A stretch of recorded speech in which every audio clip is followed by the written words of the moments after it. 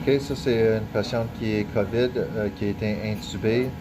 Elle était en position ventrale. On vient juste de la revirer dans la position dorsale. On n'a pas fait d'étude encore. On a une étude de base quand elle était sur Optiflow et CPAP. Les paramètres c'est sur 50%, une rampe de 0.3, un PO à 30. On est en train de le tirer à 3 secondes. Ça, c'est 2 jours avant l'intubation. La patiente était sur Optiflow. On regarde la distribution. Il y en a qui arrivent au niveau dorsal, mais on va regarder avec le CPAP si on peut avoir une distribution un petit peu plus stable. On voit que des fois, il y a une vidage résiduelle dans le volume qui monte au niveau ventral à l'expiration. On va regarder si on peut faire améliorer ça avec le CPAP. Ici, on est sur un CPAP à 7, puis on voit que la ventilation est beaucoup plus uniforme. On voit à l'expiration qu'il y a une bonne aération qui se maintient, le plus important au niveau dorsal. Et on voit qu'à l'expiration, le volume ne monte pas à l'expiration au niveau ventral. Fait qu'on a un poumon qui est mieux aéré, puis le volume à la fin d'expiration se maintient bien.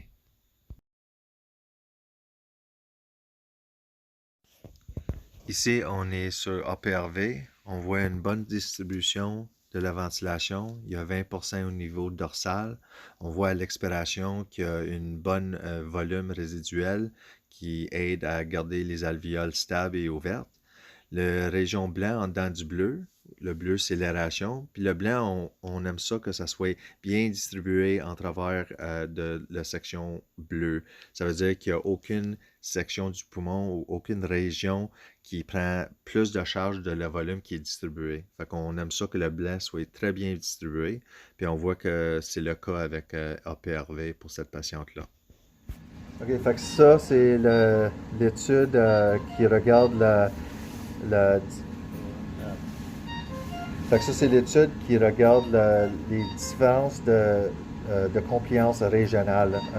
Orange, ça veut dire une perte dans cette région-là comparée aux références. Puis ça, c'était APRV avec un PO à 30, puis un P bas à 15 à 16. Fait que tout de suite, quand on était ici avec un PIP à 10, on a eu une perte de 15% dans ces régions-là. On a gagné un petit peu de bleu, un petit peu mieux la compliance dans cette région-là.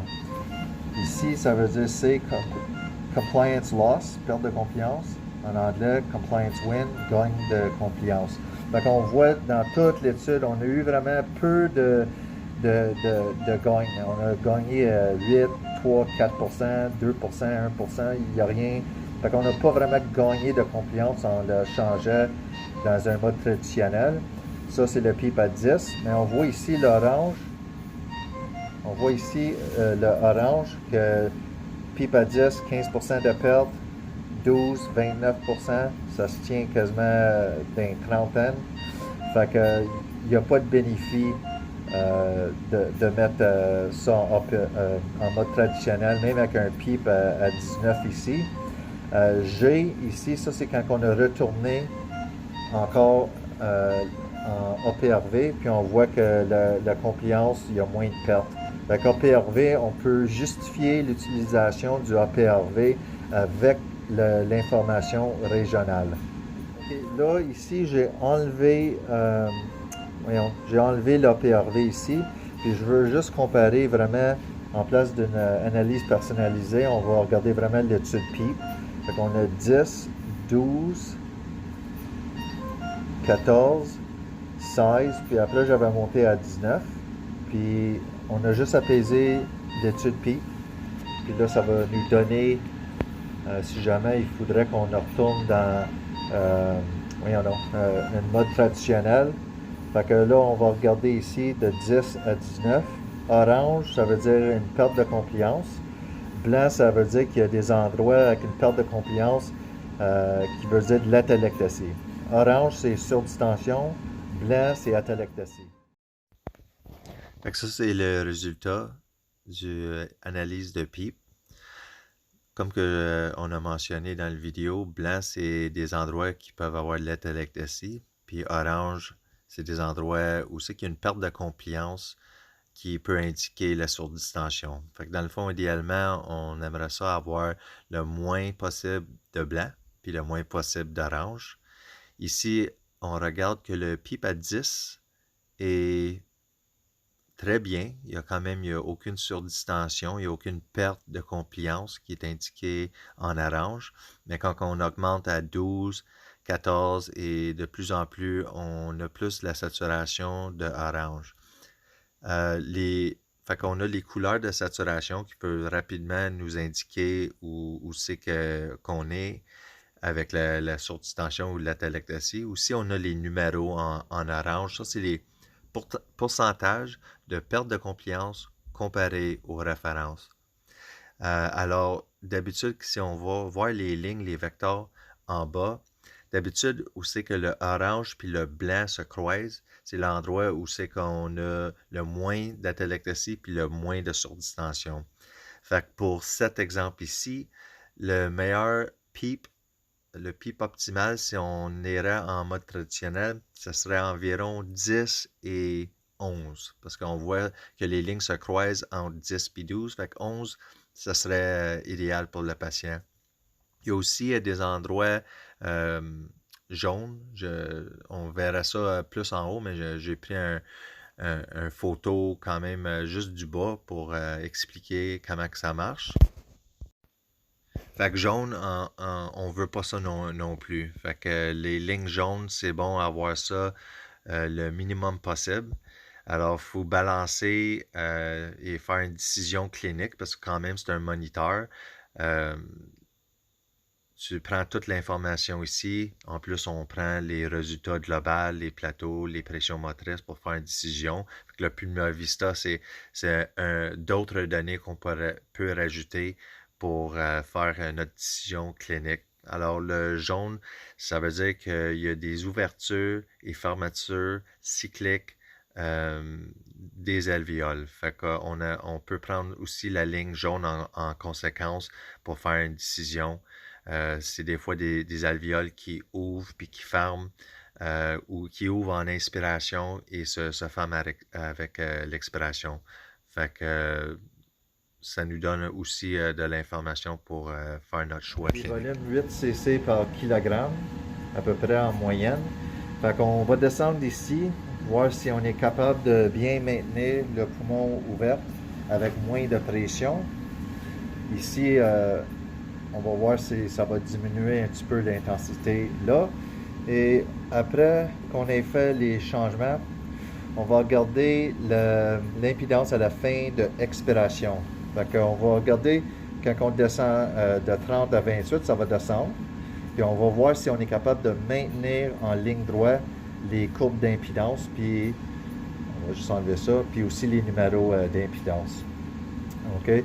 Ici, on voit qu'on est en train de recruter de 1h24 à 2h45. On a quand même gagné plus de volume à la fin d'expiration. On a recruté au niveau dorsal. On a perdu un petit peu au niveau mi-dorsal. Ça se peut que ça soit parce qu'on a ouvert ici, fait que ça a descendu dans le niveau dorsal. Et aussi, je vais faire peut-être un PO de 30, peut-être jusqu'à 26. Puis on va voir avec la compliance régionale, l'étude personnalisée, c'est quelle qui a la meilleure compliance aussi. C'est quelque chose qu'on peut essayer. OK, fait que là, j'ai descendu le PO de 30 à 28. J'ai attendu quelques minutes. Puis là, je viens juste de le descendre à 26. Il était à peu près 8 cc par kilogramme.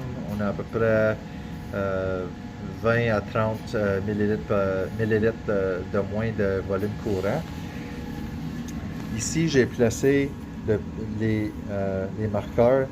Ça, c'est 30. Ça, c'est 28. Puis ça, c'est 26. Fait qu'on on va regarder la compliance régionale avec les différents. OK, fait que ça s'est maintenu pas pire avec 28, on a 5% de perte de compliance. Et après, quand on était à 26, on a 8%. Fait que ça a augmenté la perte de compliance. Il y a un petit peu de blanc ici. OK. Je sais pas si, je pense que je suis en train de couper. Mais anyway, ça c'est 30, 28 et 26. Il y a peu de changements. Il y a une perte de compliance ici de 5%. Puis là, quand j'ai descendu à 26, c'est 8%. OK? Fait que peut-être 30, ça serait idéal.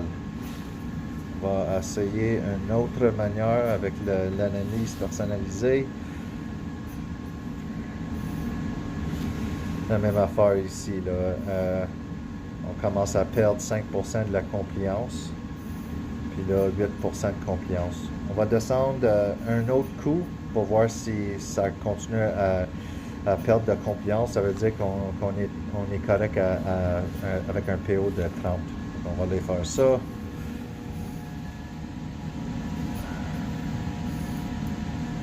On va y aller à 24 et on va attendre quelques minutes. On va regarder l'écran ici. OK. Donc là, on est descendu. On se maintient à 20% au niveau dorsal.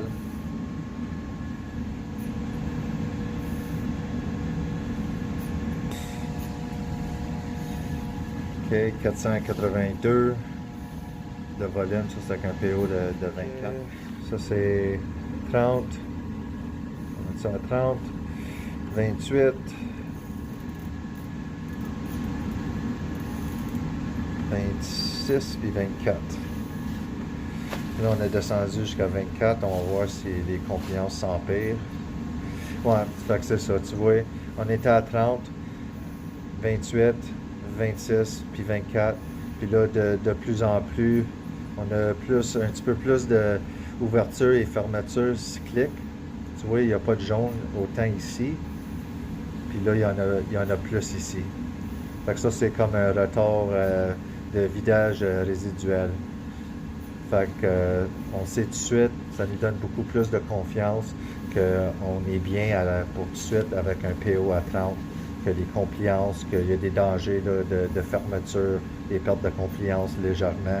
Fait que on va garder ça à 30. Créer un rapport. Et on va retourner, puis on va juste faire l'analyse personnalisée. Ça montre la même affaire d'une différente manière. C'est ça. Fait que ici, le compliance loss en orange, tu vois 4, 7, 11. Fait que on va laisser ça à 30.